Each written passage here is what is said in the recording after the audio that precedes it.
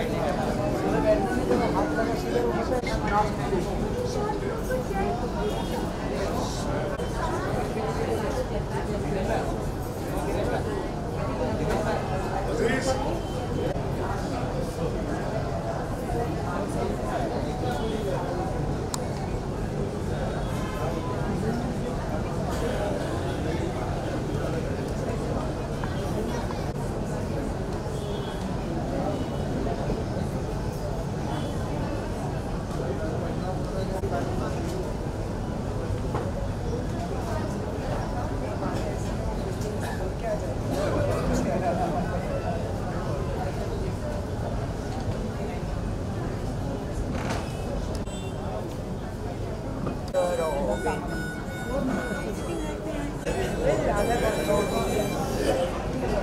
bell of the ball apparently.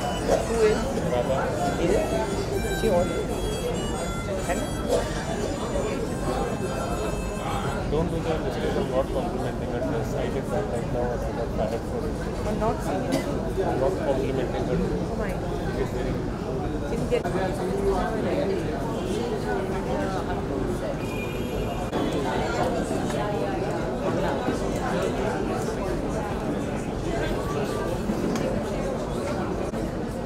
क्या दिखता है अंदर से?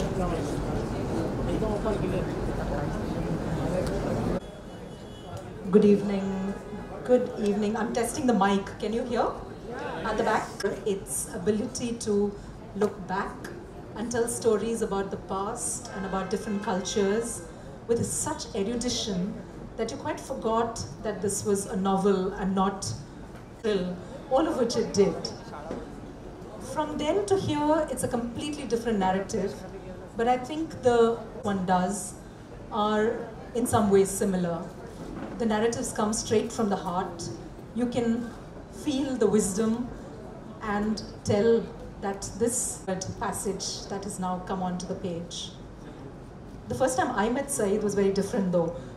After working on the book, on the novel, I went to the Hyderabad Literary Festival, and this was the first time, and I was standing outside this beautiful setting where conversations were about to start, sessions are going on, and I said, Saeed Saab, you know, there's this session going on, shall we go in and attend it? And he looked at me, and then he looked at the sky, and he said, but the sun is going down, isn't there a bar somewhere? And I said, okay, forget the sessions, this is the real conversation.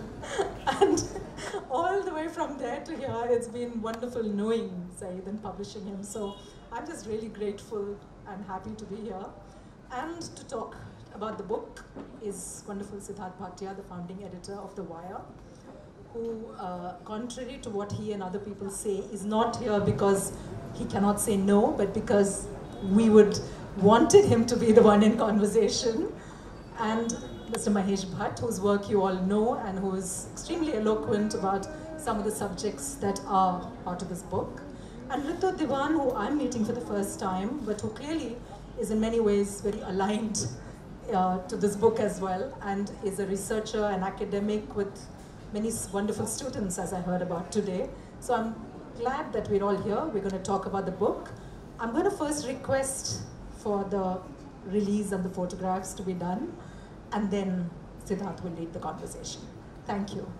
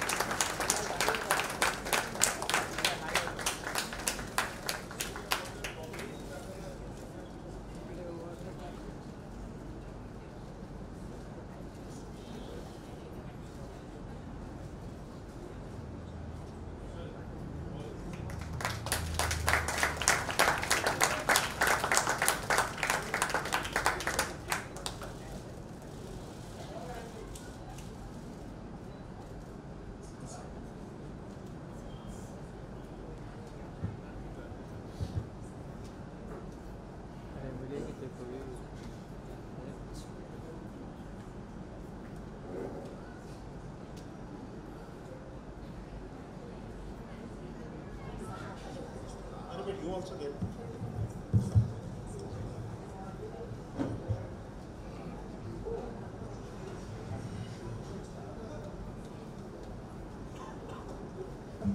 Thank you very much, Kartika. And in this particular instance, one call from Saeed, and there was no question of not saying yes.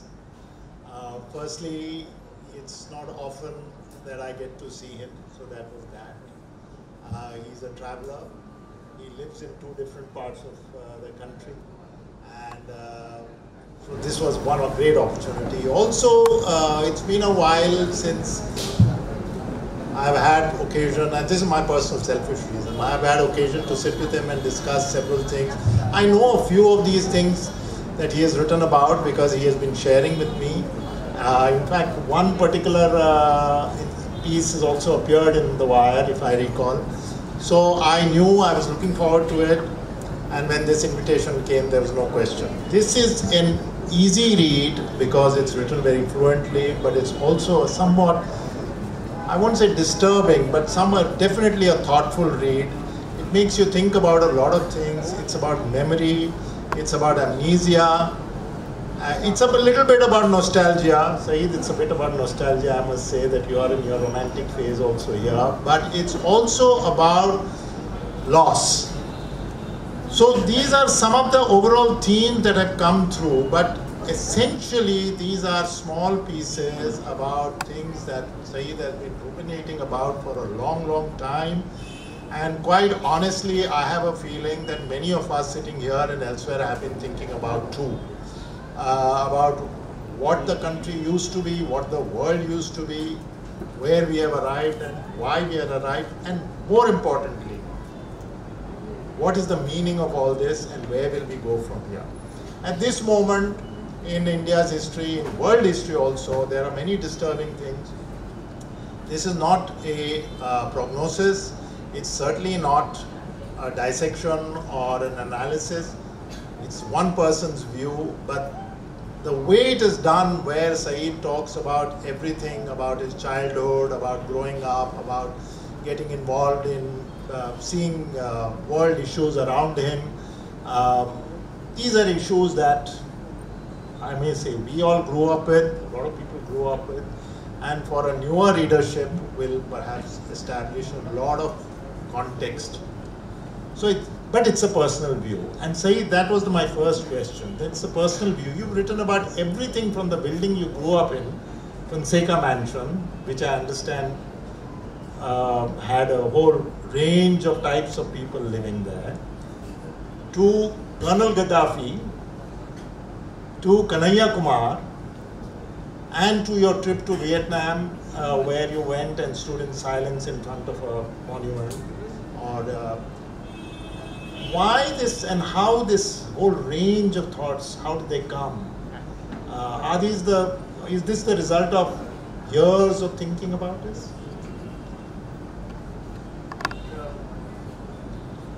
Is it on? You know, it sounds eclectic perhaps. Excuse me, sorry. Ashutosh Gaware ka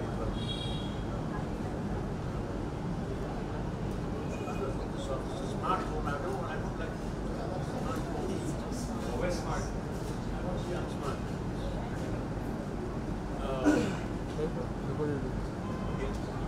So it looks eclectic, but it was a way of कहते हैं ख्यालों को समेटना. I never was localized. I was always an internationalist in my soul, the way I was brought up. So therefore, I tried to see things both locally and internationally simultaneously. And the point is, how do you do it? How can you construct a novel? Sorry, I will take that word. Construct a book that can contain the international and the local, and in that give it some kind of a coherence. It's a deeply political book, but backed by, I think, moments of lyricism, moments of a sense of loss. But by and large, the overarching idea is political. Yeah. Now that was the attempt in this book. How far I've achieved it, I'm not so sure. I never am sure. But to me, these are constructs of mind. I can see myself like, I don't write a book. They're installations in my mind. And then I put them together, and I hope, like hell, they become linear to my reader, so that they can somehow hold on to it, follow it. Because that's the way I see things.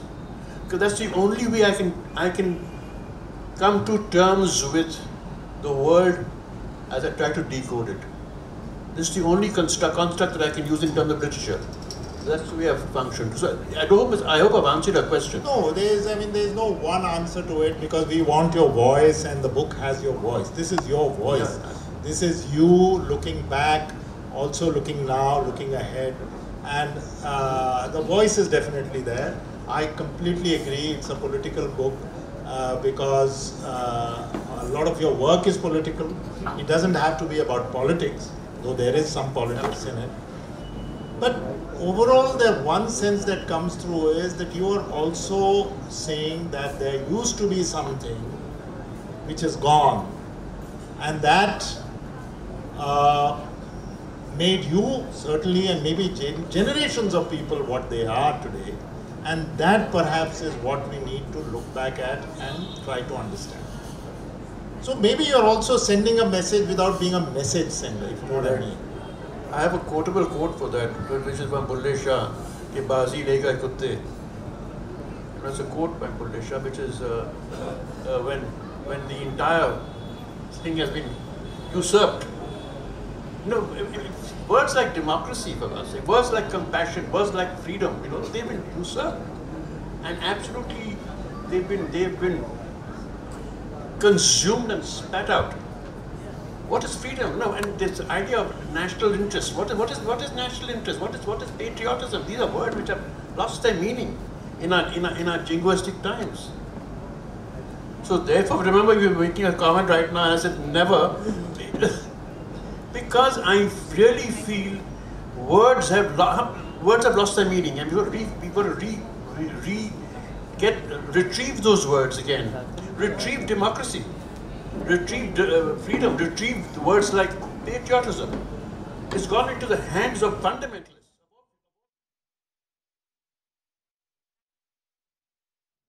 I don't want that kind. So I think that's what the loss, that's the sense of loss that I feel, and hopefully my book addresses. I think, Saeed, this book has the audacity of hope. There is a chapter called Hope at the end. It has the audacity of hope, because it has, in these times of hate, where hate is the flavor of the times we live in, and is a marketable commodity. It's so life-affirming to find a compassionate voice erupting from these pages, and that too from a filmmaker who made movies of anger. And in fact, I was telling Aziz, Aziz, yaar, ye filmein aisi banata tha, iski itni intimate, warm, compassionate, jo ek awaaz hai, why couldn't that surface in his movies? And I think it reminds me of a saying, there was a Jewish rabbi who said something when I was young and stupid, I used to be dazzled by eloquence. But as I gone older, the only thing that touches me is human kindness. I think what is unique about this book, that even when you tear the opponent to shreds, you have the ability to reflect. You have the ability to look at your warts and you question whether you have rubbed them the wrong way, or you have been overtly critical when they should perhaps be applauded. So I think this is a very unique book, and as I entered, I said, this is a very good book. Alim Bakshi Sahab used to say, कि भैया किताब अगर दोस्त की है तो अच्छी है, दुश्मन की तो बहुत बुरी है. तुम दोस्त तो अच्छी है ही. Magar, this is an extraordinary book because it has the audacity of hope, and it looks unflinchingly at the reality. It doesn't, it reminds me of Sahir Saab's song, वो सुबह कभी तो आएगी, उसका एक मुखड़ा था जो इस्तेमाल नहीं हुआ था, जो हमने हमारी फिल्म बेगम जान में इस्तेमाल किया था, कि वो सुबह हम ही से आएगी। वो सुबह कभी तो आएगी नहीं, वो सुबह हम ही से आएगी। So here we are at this moment saying we will bring that dawn which has, because we can't allow people to wrench away the soul of India by anyone. And let us not confuse, no matter what mandate a political party gets, the nation is not the government. The nation's soul is much bigger than any government.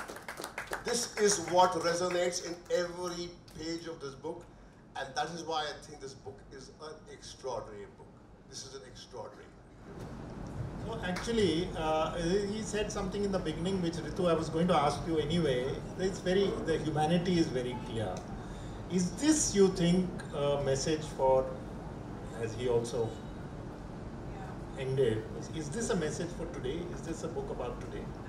It's a book about yesterday, but is it about today? Yeah, very much so, because for me, I think it's one of the most political books I've read in a very, very... And it's in the context of, talking about the manufactured divide, or what the idea of India was. And I think that comes out very clearly in the mansions and in the growing up, the community. But also it links up the of in '93, I think you talk about the possible linking of that milkman is there, the lynchings which are going on now, the issues of stopping at a grave to pay your respect without knowing the community of that grave. For me, that was something which is very, very essential. And the defined structure, and this is something I find will also appeal very, very much, not only to people like us who are, so-called, read a lot or theorize a lot, but also to a lot of young people. And the defining structure or the defining element of this book is really, I think, the poetry of the collective. That is something which comes out for me very, very strongly. So at one level, you have the hope component, but it's also like Sufism एक होता था ना हमारा, आपने भी बोला कि तू ही दर्द है और तू ही दवा है. So it's in the questions which you have raised, but I find the answers. So it's not so much hope, despair for me, as a reflection of a reality and a philosophical, poetic reflection of a reality. That is the. But to think that it's all coming out, tumbled out from you in the pages of this one volume. Surely there are many volumes possible, but the fact that you put it all in one means that many of these things have been inside you for years. Whether as romantic notions or warmth or human this, or there are troubling questions here, of course, but they've been with you for years. When you write about what you felt about standing in Vietnam, or about Cassius Clay, Muhammad Ali, or indeed about that old man who was on a cycle during the riots in '93. And I must tell you, when he's talking about memory and amnesia, we are all from this city. The fact of the matter is this city has forgotten 92-93. It has completely forgotten it. The anniversary, 25th anniversary came and went, and there was no recording of it. Absolutely. So all that, is it the distillation of years of thought? That is going back to what I had asked, but again I need to ask that. How did it happen? The fact that, like you said, that 1993 has passed, 25 years have passed, and there's no mention of it. But that's deliberate. It doesn't mean it's forgotten. That's a manufactured. This is a manufactured forgetfulness. And this is what my whole thing is about, is manufactured forgetfulness, so that we can go on to the next riot. We can do another regime change. We can invade another country. Let's get involved with the tattoo on Virat Kohli's shoulder or Salman Khan's chest. Let's get engaged with that, or the mansion of an Ambani. What is the cost of it? Or a party thrown by somebody. We get engaged. And this is stuff that is being dished out, which keeps us occupied. It keeps us occupied. Thou shalt not think. as in Shakespeare, John Cassius has a lean and hungry look. He thinks too much. Such men are dangerous. It is to realize that it is like a concerted effort, a juggernaut of events through mass media, through social media, to keep you occupied and not get engaged with the reality that 90% of this country faces, or the world faces actually. Why this country? It's the world. And that's what I'm saying for India holds good across the world, actually. It holds good. And therefore, I don't know, it's been bothering me for a long, long time. And I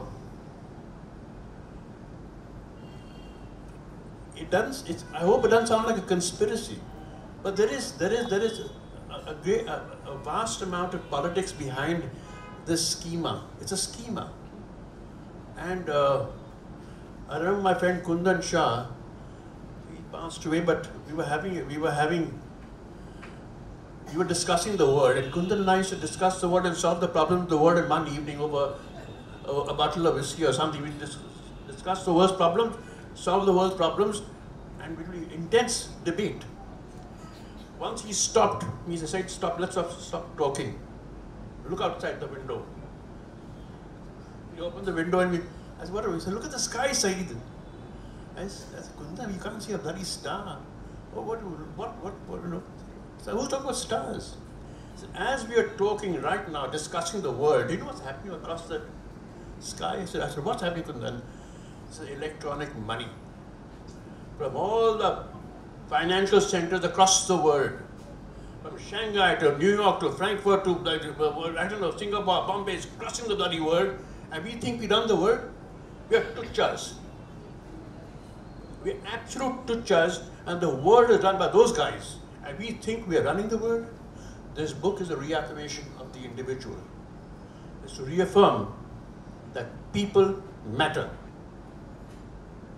Despite the fact that we're trying very hard to make people not matter, people matter. So And as Mahesh said, and so actually, start now. People matter. This is not a cry for help, but this is a manifesto in a sense. I think, but before we go into that, I feel that, as we all know, dissent is a lonely street to walk on, right? But all great political movements or religious movements or artistic leaps have taken place in the womb of loneliness. So I think in the heart of loneliness, as you inch toward what is called the wisdom, middle life or the wisdom years, this book flowered from you. And I think what it does make one point is that Saeed is the most relevant voice. It's not an old man lamenting about the time that was. He passionately engages with the stream of life and says, "I will lead from the front and I will dare you. I will not walk there and I will change the course of where things are going." And I think that is what I applaud in Saeed, because he comes to your office, walks up and says, "I want you there." He comes with this book. And when I open this book, what staggers me is his insight, his simplicity, and his passion, and his ability to hope. And I think we need to believe in that those who have made hopelessness into, the be-all and the end-all, need to understand that it's the brave who can hope. Because hope compels you to engage. Hopelessness is a submission. क्या कुछ नहीं हो सकता हमसे, क्या है उसको ऊपर से decide हुआ, पिछले जन्म में किया है, the same narrative being dished out, you can't do it. Here you are through this book, and I had the privilege to meet this guy called Muntazar Al-Zaidi, whom you have mentioned. The guy in that fascinating discussion between the gangster and the journalist, and you come to that guy who we did a play called The Last Salute, where we called him because we based a play on his biography. And he came, he's an Iraqi young man. He came straight and he landed and he went to the Rajghat and he paid respect to Gandhi and kept on talking about Gandhi. And I asked him only one thing. I said, "Muntazar, before you hurl that shoe, what happened? He says, I came to terms that they're going to kill me. They're going to execute me. But when I was sitting down there, I had my hand to travel from year to year. This journey from year to year, and to pick it up and hurl it, defined who I was, because there I was doing the job of voicing the anguish of the Iraqi people. And he said, I have never felt more powerful, because I felt that I was perhaps born for this. I think this book in a way does that. It does what Muntazar did. And those who feel that that book was, that the shoe throwing image was just, a demonstration of some frustrated journalist, and look, and in fact, they turned it around and said, wow, look at the accommodated spirit of George W. Bush, and this is democracy. But I think that did succeed in amplifying what the world media failed to do. They did not bring the truth of what was playing out in the hearts of the people. So I met a CNN journalist who said, we are guilty of not amplifying what's going on there. I think that one journalist, by daring to risk being killed, achieved through that gesture. And that is how it has been found a place in his book. So I think this book will create an impact. It will move things, because there are millions of people out there who will feel connected to this book. Ritu, actually there is an interesting link with it before, if you could just address that also. That he writes about that Iraqi statue coming down, and says that the truth was being manufactured because there were only 100 odd people standing there. But the focus was so tightly kept that the statue coming down looked as though masses of Iraqis. This is, in fact, the title when I was going through, it was more, and after I went through the book, it's in the age of amnesia, but it's a manufactured amnesia, and which is what I think is trying to be broken. So it's an appeal in a way to break the veils, to move the veils, to see what is going on behind. And for me, it brought back, of course, what happened there, the role of the media, etc., etc. But also how our minds are diverted in different kinds of ways, like by some kind of a different action going around. We're so busy laughing at that clown Trump that we do not understand the policies which are being taken and the huge changes which are being made. It is a very, very clear diversion. And I think this book is an attempt to say that don't get diverted. Come back to the basics. Start from the basics, break the veils, see the past, learn from the past, but look at the future. And that's why I hope it's translated into Marathi and different languages, because it's an appeal for different people to come together and different sections to come together. So whether it's a milkman, whether it's an intellectual, whether it's an IAS officer, I mean, it just cuts through at many, many levels. So it's a coming out. That's why the collective poetry for me is very fundamental to Because that collective poetry is a very nice line. I must tell you, Ritu, that there is poetic lines in this. But do you think, I know you mentioned this, but to take it the argument further, do you think we are being diverted? Consciously, deliberately, while everything that is happening below the radar is not being reported, at least not by everybody. I mean, this question is for anybody. Do you think we are being diverted? Is there a diversion going on while this government is doing something? I think that we learned this lesson from during the Iraq War from the American masters, that they had the tools of mass destruction and the tools of mass distraction, and how to when a nation gets consumed by trivia, cultural threat is certain. So to talk about things which concern the nation and the people whom we call the salt of the earth seems to be an outdated narrative. Okay, where in this time are you talking about, it's a very cynical attitude to say, you're talking about the left ideology which has now been chunked into the dustbin of history. So I said, to have empathy for your fellow human being is outdated.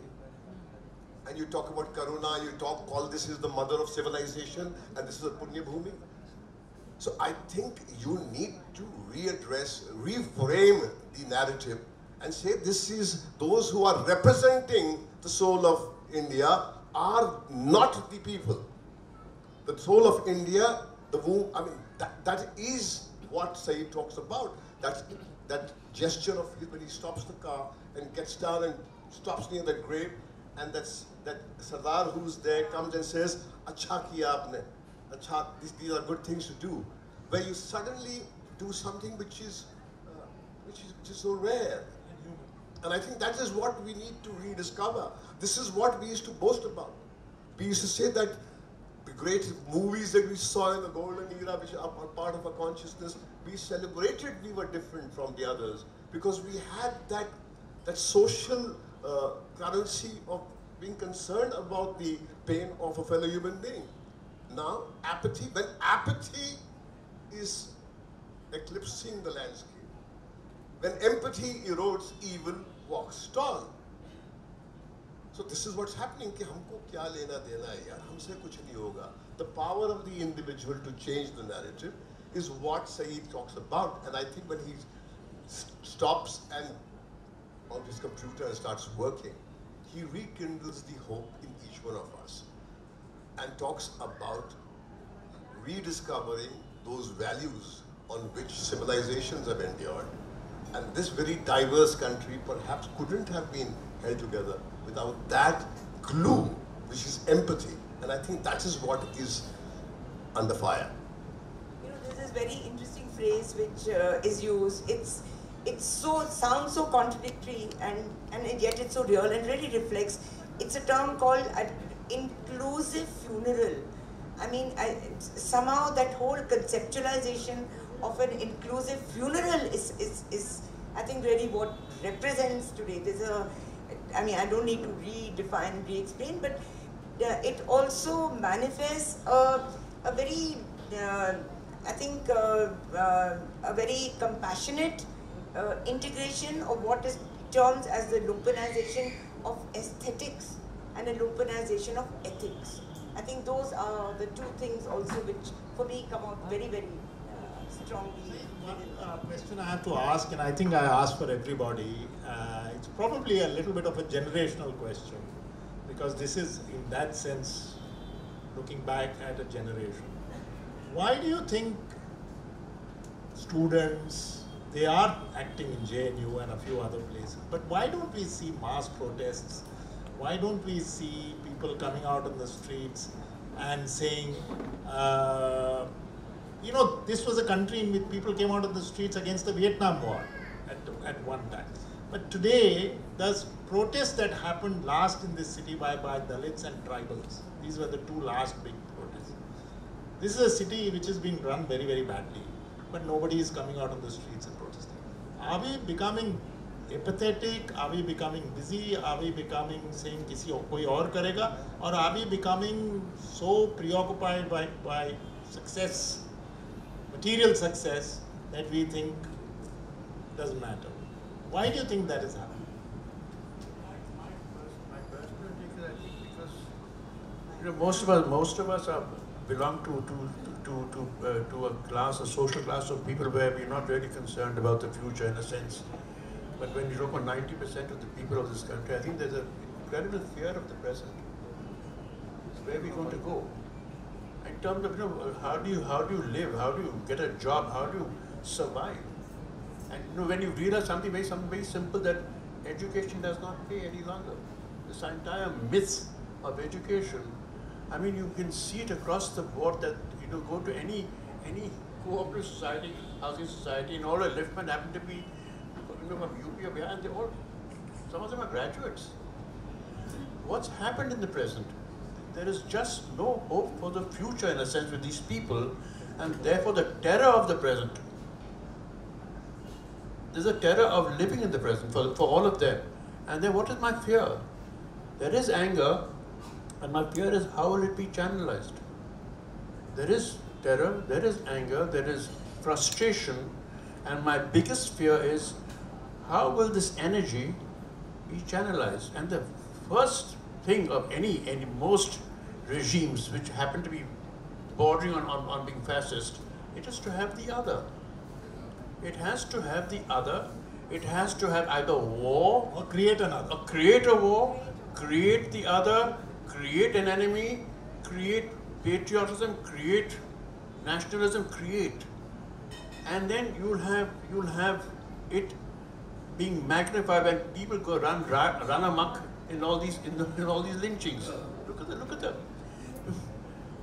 mob frenzies. Look at the road rage. It's all over the country, and that is the fear that I have.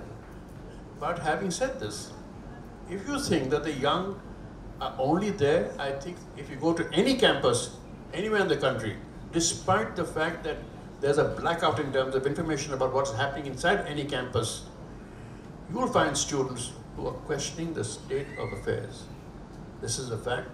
It's not being revealed in the press. This is true. All over the country. In Kerala, in Tamil Nadu, in Karnataka, in Maharashtra, in Bengal, in UP, Bihar, ho raha hai. Ho raha hai. And I don't think Gujarat mein ho raha hai. Ye ho raha hai. So to say that the youth or the young people today are not, they are. Only it's not in the news. Actually, you've just brought in something that I thought the others would say something. Why is the media behaving in the way it is? It has to, it has no choice.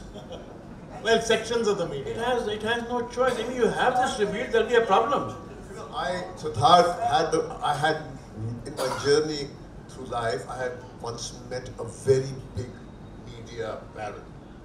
And I was ranting and raving about the apathy of the newspaper towards the social issues which were there in that region. So he was amused by my anger, and he, after some time when we went to his room, he closed the door, and he said something to me which stayed with me. He said, Mahesh साहब,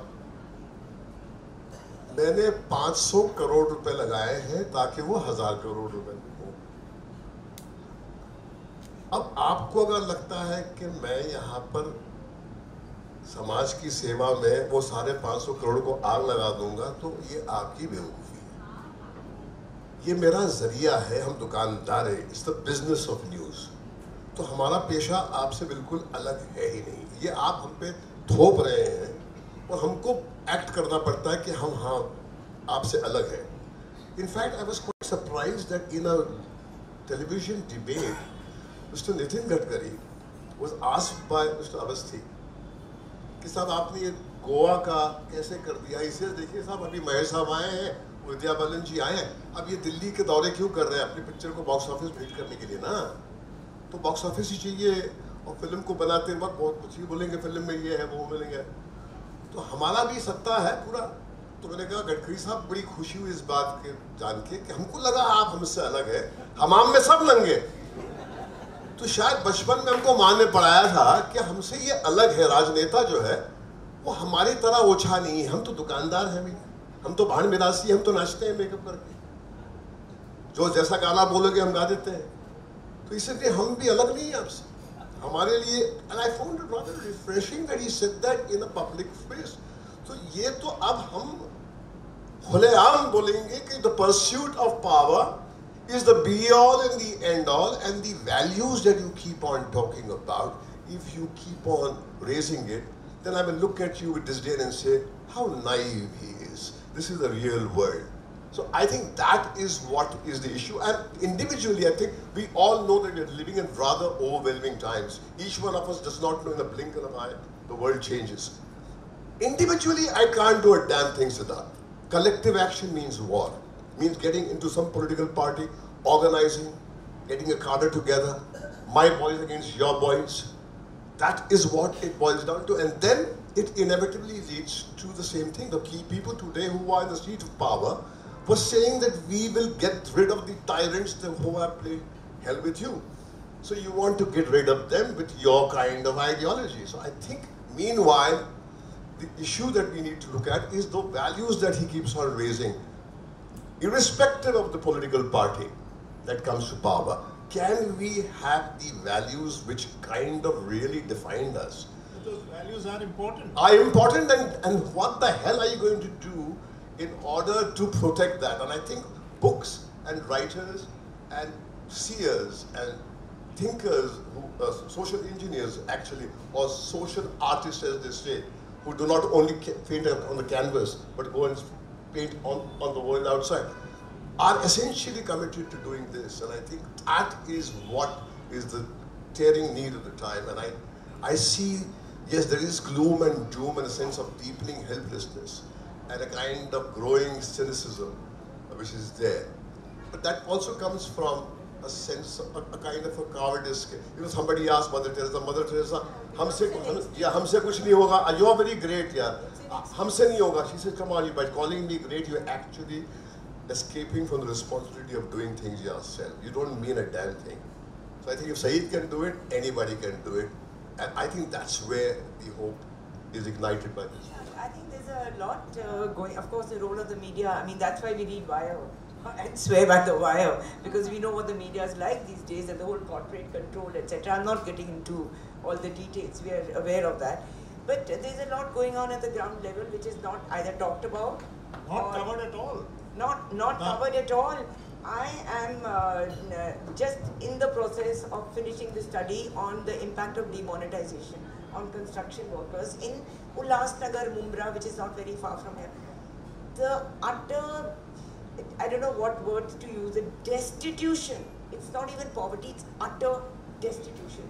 The only reason those workers stayed alive for those 2 or 3 months is because of the langars, which were there by the Gurdwara. And several of the women forced into sex work. There is no alternative. The normalization, one is the internalization of this kind of violence against human values and ethics, you know. So the other is the normalization. And the normalization of violence is something which I find which is very, it's just endemic and accepted. And it's not something which started just today. It started, I think, with beaming of the attack on Saddam Hussein into our homes. I mean, we were watching it like we were watching Big Boss. You know, ke abhi kaun marega, weapon aayega ke nahi aayega. So it's a long process, but I think the level to which it has reached is something. But I don't think there's any university which does not have an agitation on today. I mean, we've just seen today what Umar Khalid rusticated for the 3rd time. Kanhaiya, and these are just names, this Naina, Rashid, there's so many of them. And at every single university. It's just everywhere. Even in my great Mumbai Vidyapeeth. Actually, there is a new narrative that is emerging and you will see it all around you. And I've seen an acceleration in the last few months, weeks especially, the creation of the new Maoist. Maoist as a code word for anti-national urban Maoist. So as a code word, as a code word for half Maoist, urban Maoist. What happened with these 5 people sitting in 5 different parts of the country doing their job, that one professor about to retire, and she is suddenly planning an assassination of the Prime Minister with the lawyers who are they planning assassination. Then suddenly somebody wakes up and says, and a new level of bigotry, where even a minister trying to do her job has to be knocked down because she was not a bigot enough. So this is definitely emerging. These are difficult times. Saeed, actually your book, and that's I'm linking it with what is your book touches on difficult times today and else, maybe even in the future. But you have a chapter at the end which says hope. That hope is there throughout. Man lives in hope and dies in hope. No, so that there's a mood of upliftment. I'm very glad. So can you tell us a bit about that? Exactly. You must remember that I happen to be, I'm over the hill. I'm on the other side of the hill in terms of age. When you see young people who start questioning, you know, it started with the fact when we had this agitation at the Film and Television Institute. And then you had those writers giving back when the attack on Muhammad Akhlaq, giving back the Sahitya Academy, what was this? The protests that started the FTR, then went into JNU, then went into, and you realize that you aren't alone. Then suddenly it was at the NIDs, then it was in Bangalore, then it was in Chennai, Ahmedabad, it's all over the place. And then you realize something very simple, that there is this anger which is being voiced, which is being ignored, What was your question actually before that? Yeah, and then you had people like suddenly Kanhaiya. He catches the imagination of people, but have you noticed what's happened to him? Media-wise, removed. Media-wise, he's best removed from the scene because he is a person, a young man who can lead. He's a leader of men and women. You see the potential, and therefore such men are dangerous. And now he'll be called Tukde Tukde. He'll be called all kinds of things because there is a genuine fear for this kind of person. Also, don't forget Jignesh Mirwani. Incredible people. Incredible. And then that Omar Khalid. What are they being branded as? You branded them already, Maoist, the urban Maoist. Look what the branding is. And then, now luckily these people are in public awareness. Or a Rana Ayub in public awareness. What happened to those 6 guys who were picked up and just shot dead in Madhya Pradesh? And they were called anti-national terrorists. 6 laborers, daily wage earners picked up from 6 spots, something called anti-national, threat to national security, and shot dead. And then they planted weapons on these chaps. What do you do? But all is not lost because people are questioning these processes, and this is not just here. Look at what's happening around the world. This need to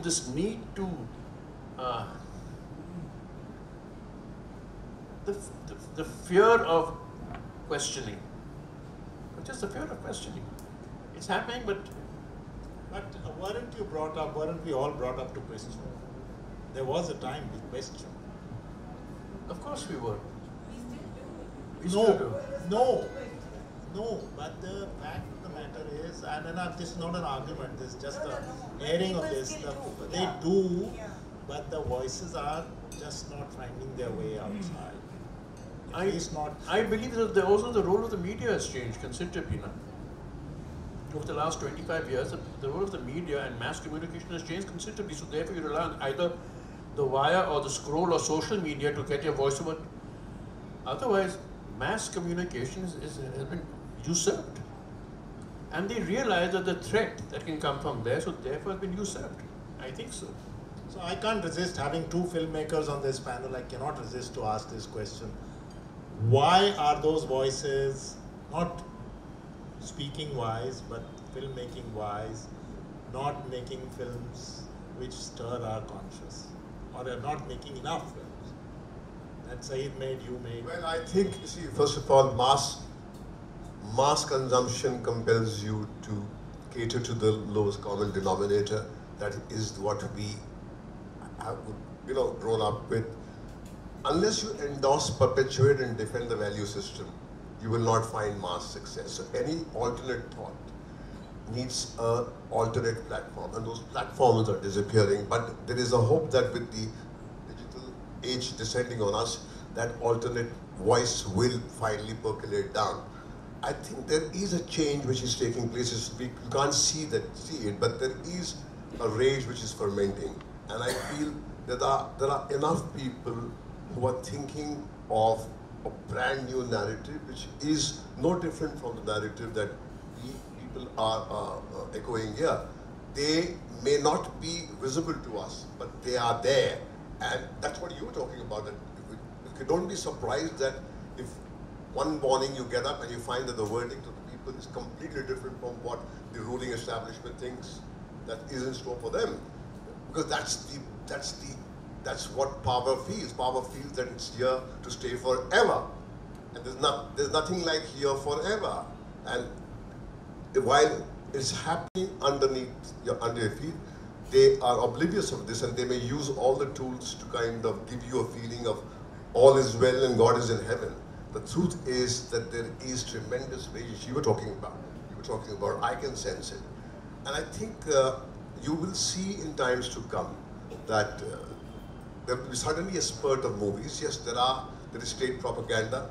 They are using their access to money and to people who are pliable, because the more powerful you are, the more pliable you are, because to copt, yeah, you have more to lose. And fear and paranoia is a reality. There is paranoia, there is fear. Everybody who talks about the powers that rule us, you find that the voices sink a few decibels. This never happened. Why are you saying? Don't quote me. People say that all the time. Yeah, yeah. So suddenly it drops, and they on every second call that is made by even the person who's very angry says, "I'll make a WhatsApp call to you because I think this is going to be recorded." I said, "Why the hell do you think you are so important that you're going to be recorded?" But I think that's the kind of atmosphere, and I think it has been deliberately engineered. Fear is a political tool, and the politics of silence. The politics of silence and fear is a political tool which they have used very efficiently through their show windows. And they are businessmen who have introduced the idea of paid news. We heard for the first time in this city, there was something called MediaNet. And my senior friend Yash Chopra साहब said, मगर अखबार है ना? ऐसे यश जी वो बोलता hoarding है. बोला होर्डिंग कैसे? बोला अखबार है. मैं बोला वो बोल रहा है कि होर्डिंग पे जैसे आप कुछ भी देख सकते हैं, अखबार में जो छापना छपा दे. He couldn't understand, his value system completely collapsed to the idea that you can pay news and get anything printed. Well, that was the beginning of that age, which is now is in full flourish. So in that we have a wire as the oasis somewhere in this desert. Don't put too much this. I think we've covered a lot of ground and we've intrigued people about this. There will be questions. So I have only one request. Keep the questions short. Take anything.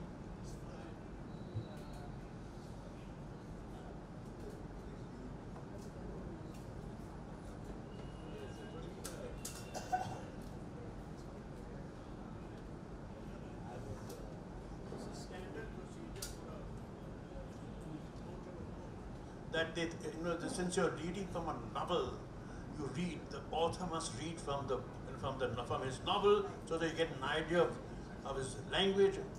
This is a book. This is not a novel, this is a book. And I insist on calling it a book because it is, but I will read from it because there are lots of elements of the novel within this, but fundamentally it's a book of ideas, it's a book of thoughts, it's ruminations, but I will read a part of it because Siddharth requests me to do so.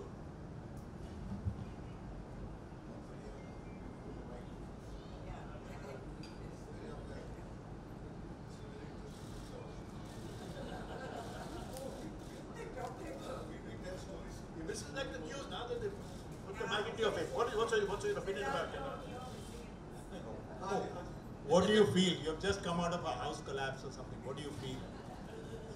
No, you're lying in a hospital bed, you're recovering from shock and trauma, that might come into your face. What do you, it's incredible. What terrorists say now? I think I'll make life simpler. Take anything. Take the grave. It's called A Tale of Reaching Out. A few years ago, I was driving on a dusty road in the Gulbarga district of Karnataka when I noticed some graves under a huge shady tree in a vast empty field. The image was surreal because the tree seemed to be flourishing in a parched landscape. It was as though its only function was to protect the graves from the blazing heat. I turned my gaze away and noticed that a little further up the road was a stalled truck which was being repaired by a sick driver and a cleaner. The image of the tree and the graves returned to me. As we neared the truck, I asked my chauffeur, Man Friday Ayub, to stop the car in reverse. My wife Jennifer, sitting at the back of the car, was surprised. Why are we reversing? She asked. Those graves look so incredibly lonely, so I'm going to pay them a visit. Jennifer and I alighted. When we were abreast of the tree, Ayub, not to be left behind, got out too, and the three of us walked towards the graves. I looked at the grave solemnly for a while and then up at the tree.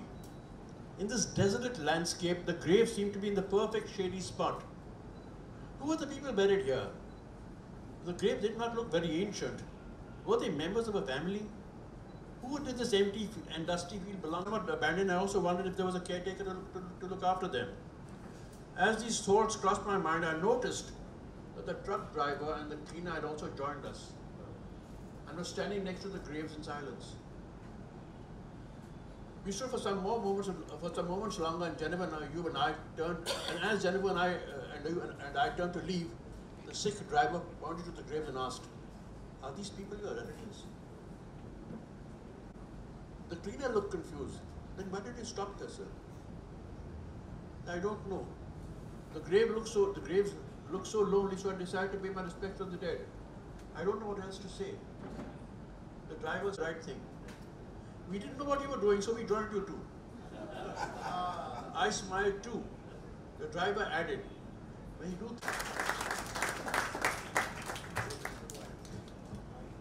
So questions quickly. Mirza Saab, your voice comes as a breath of fresh air in this monsoon season, and I'm delighted.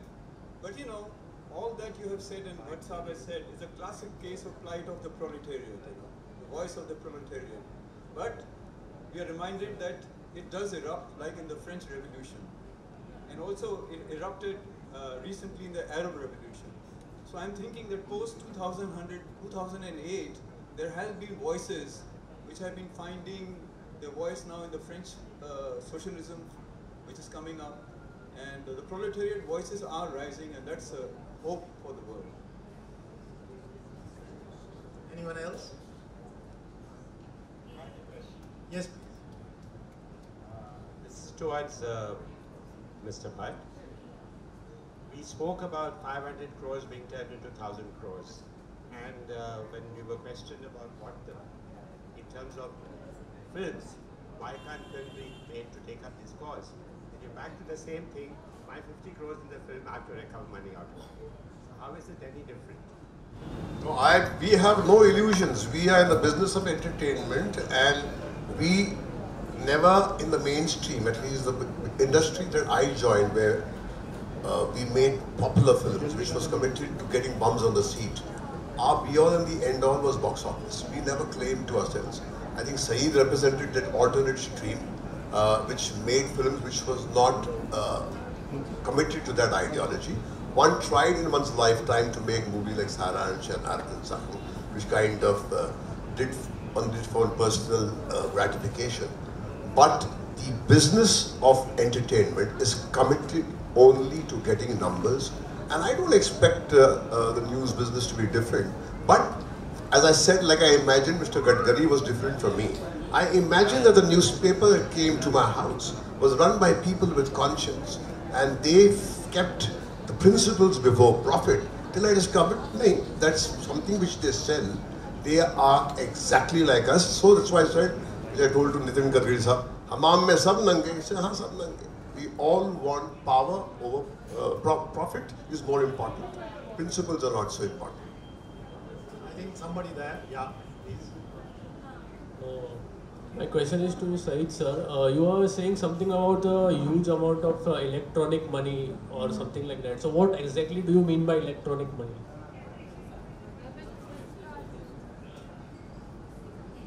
It is transfer of capital from various financial centers, from let's say Shanghai to New York to Frankfurt to London to Mumbai. It goes across the skies. It goes. That's what Kundan was trying to say. As we talk about changing the world with in a little bedroom, a little drawing room in Bombay, in Mahim or whatever, the world is being run by it's bankers and financiers. The money is shifting across the skies, and fortunes are being made and fortunes are being lost, and prices are being accommodated. The price of oil or gold or silver being determined by all those movements. Armaments are being sold, Hawala money being sent somewhere else. It's all happening simultaneously. While we are discussing in a tucha little room how to change the world, it's happening over there. Are you referring to derivatives? I am not interested. It's not economics. It's an idea. Mere dost, it's an idea. It's an idea. This it's is not a. This is not a speech on stock markets or financial markets. It's just a. It is the, every I think there's a mic kind there. of money transaction, the legitimate and the illegitimate, is all happening across the sky. Yeah, please. Hello, my question is for Mr. Saeed Mirza. As we all came to know just now that the last chapter in your book is called Hope. So, do you really think there is hope in such situation? I mean, the times we are living in, you just listed out how bad the times have become. So, do you really see any hope of things changing for the good? May I ask you a counter question, sir? What is your name? What is it? My name is Keyur. Teju? Keyur. मैं आपसे एक सवाल पूछता हूँ, which I think is very important for us. If you feel things are hopeless, I'll give you something which will sustain you, and you will not feel too bad. You will feel that there is hope. In 2015, the city of Delhi stood up. Delhi. 2015 में, not too long ago, मेरे दोस्त, 3 years ago. They stood up. Now you might have a case about what you might think of the Aam Aadmi Party, that's separate. But the Aam Aadmi Party stood up and stopped the most vicious communal organization backed by immense money power, which used all the tricks of the trade to win, and they lost to ordinary citizens, called the Aam Aadmi Party. If that's not hope, what is? 2015. Now you might have a case about, an opinion about the Aam Aadmi Party, that's separate. Whether they're good, whether they are bad, whether they are anarchists or they're not. But they did stop, and that did give you hope. And if you can't see that, and this is an entire city where they got 67 out of the 70 seats. And that is hope. And kaun the ye log yaar? They were just ordinary people, and what were their slogans? Their slogans were inclusiveness, electricity, water, don't be communal, be compassionate, biradari, brotherhood of man. Those were their slogans. They weren't any lofty ideas, they were ordinary slogans, and they won. Yes, please. You had a question?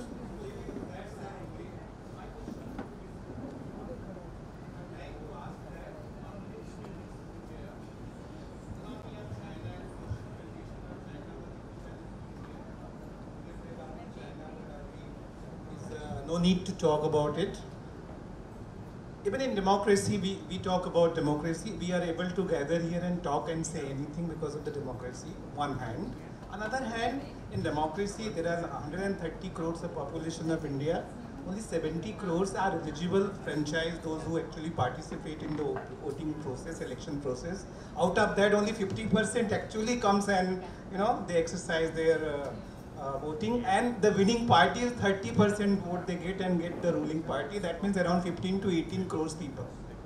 The ruling party at present are ruling according to 15 to 18 crores of people of India, whereas in population of India is 130 crores. Is there a question, sir? My question is do you think we should have moratorium on democracy? Very good. That's a very good question. In fact, I was waiting for some period of time. No, about 50 years maybe. What? No. That let her say, because ground reality is that nobody is happy. Despite of having democracy, we are unhappy, and in what we can say, we cannot say, we cannot talk. Everything we discussed over here, critical manner mein. But unfortunately, truth is that we do not have democracy. Sir, got your point, but since you have asked Ritu... Thank you so much, I am asking Ritu. No, since you have asked Ritu... She was my teacher also. Ritu, I would like you to respond. But I would certainly say कि ये democracy तो नहीं है, वही तो हम कह रहे हैं. अब से कह रहे हैं कि सही democracy नहीं है, पर उसको ढकेलना without understanding, without reinterpreting, is something different, and without struggling for it. So that is it's very much there, but we have to bring it back to its proper meaning, and that can be done only by us. And It can't be done by electing one gunda here and one politician. It's not as dark and dire as his question, but I'll put a spin on it. I was just reading this compendium called The Great Regression, a collection of essays, and it's looking at the Philippines, it's looking at Trump, Erdogan, Duterte, Modi, Assad in Syria, and this is a crisis in what we've called democracy. So, and I mean, what I'm trying to ask is, we are living in a period of great regression, which is a crisis of a certain electoral democracy. How did we come here, we know. But because we have sunk so low into a very regressive sort of state of mind, I am not sure where the hope lies at the moment. Really, genuinely. And maybe I'm the generation who's right now angry. You're born in hope. When you're a senior citizen, you might hope. We don't really see it. Of course, we struggle each day, and that's what keeps us going. And you know, with every breath we take and every word we write with our pen or with our films, we try. But it's dark times, world over. And so I just want to say something as the most junior of this senior citizen group. I must tell you, and I'm not making light of it. I could point out Netherlands, Austria, and some other instances to counter that, but I'm not going to do that. I just want to say that there are many people in this very room who were living in 1975. In 1976, there are many people. There are many people, more people here, who were around on December 6, 1992. It comes, it goes. No matter what. In 1976, I can tell you, I joined journalism and there was no chance democracy would come back. Institutionally, legally, it was imposed on you, the emergency. Institutionally. Remember, emergency was a legal act signed by the president while he was in his bathtub. And that's the... but it happened. And it happened by people voting. So, I would say, I'm not giving you instant solution, nor am I feeding you all kinds of, you know, have some cake and we'll move on from here. But I'm saying, I'm delighted at the uplifting tone of this book, is that because Saeed is not falling into the trap of nihilism, if I may call it that. No, because I have an example of 2015 in front of me. And you know what I like about that particular journey, because it broke all the standard rules of what is called, that the conventional left used to use. It destroyed all those myths completely. It went across the board, middle class, upper middle class, lower middle class, working class, everybody. And they all stood for one simple idea: Bhaichara, Biradari, live together. That's what the message was. So the classical, even the classical left was left aside because what happened to them? They stole the thunder of what is supposed to be theoretically a left position. They stole the thunder. And I sincerely say this, that we need to rethink. We need to rethink. And as much as you said that you are angry, your generation, I know you're angry, I know that. Those people voted in Delhi and they were given a chance. And those young people did vote and they were in the thousands. And to help them vote the way they did, thousands of people from all over India went there as volunteers to help this fledgling party. And they were all just ordinary people. So there is hope. That it requires mobilization, but I think there is hope. I also was asked by, no, there was another, sorry Karthika, what are you saying? I didn't. There's a popular request that Ashutosh Gawariker and Sudhir Mishra and Makarand Deshpande and Aziz Mirza come over here this is by popular choice, I don't know. So Ritu, you want to wind up with some comments on the I was taking off in a way from what he was saying, but now the stars are coming. So we might also Makarand, but I think we can have the discussion. We can have the discussion.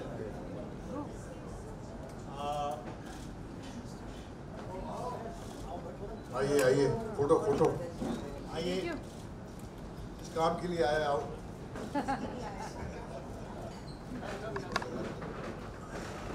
Yeah, photo op hai. Is this a photo op?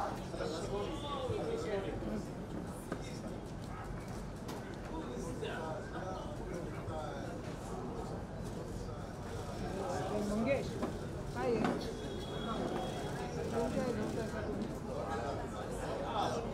Yes.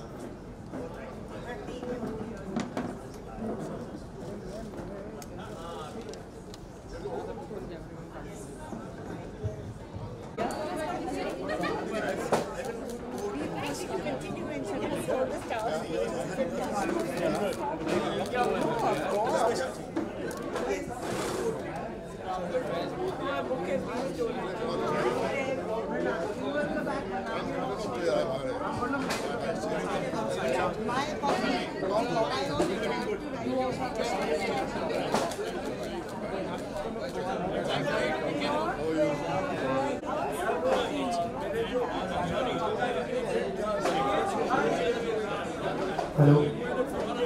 Request everyone if you can please form a queue here so that we do not gather at this stage. My daughter,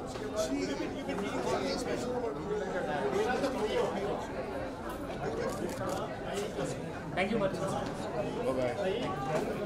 Just wanted to say bye.